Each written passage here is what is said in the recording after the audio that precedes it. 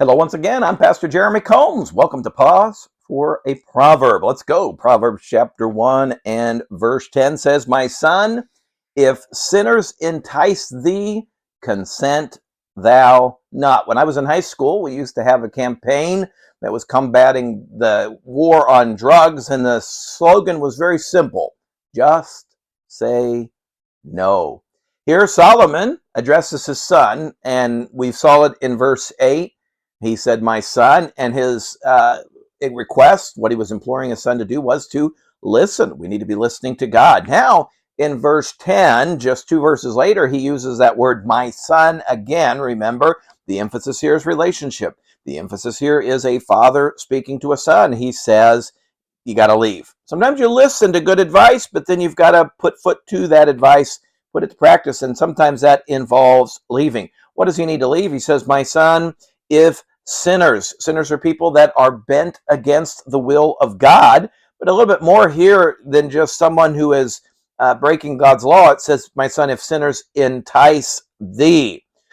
This is a sinner that is actively engaging in sin. And in fact, the word entice actually means to be open and to be roomy. The idea here is that these people are not only sinning, and there's no problem to them, but also they want everybody to join them. They want no restraints, both into the size of their sin and to the people that belong or will come to them. And how do you respond to that? My son, if sinners entice thee, simply say no. Consent thou not. Okay, consent means more than just not to breathe. In fact, we've gotten a lot into this about Me Too movement and the idea of consent.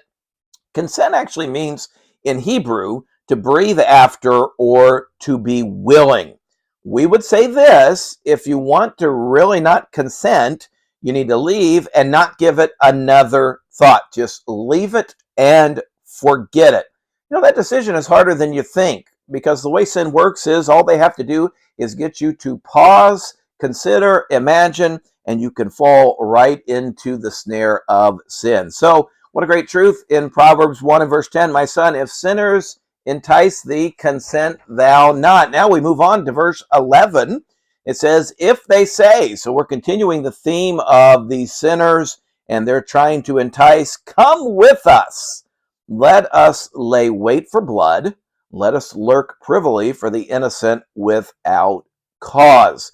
Okay, verse 11 continues the theme of the enticement here. And now we see these sinners want us not only to be involved, but this invitation is going to join their group. Come with us. Let us be a part and lay wait for blood. Who are they going to prey on? The innocent.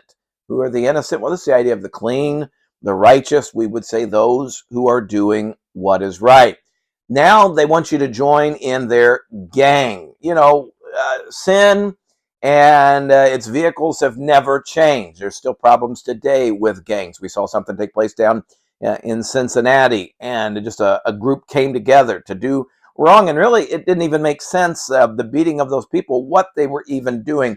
But sin often doesn't make sense. And so what does these group, what do they want us to do? Come, let us wait. That is, let us seek for those innocent people. And then let us lurk privily is the idea of we're going to surprise them with our brash and unprovoked assault. That is, they're going to lurk privily for the innocent without cause. You say, why would people behave in such a manner? Well, it's very simple. Sinner, you look at the first three letters of the word, it tells you why.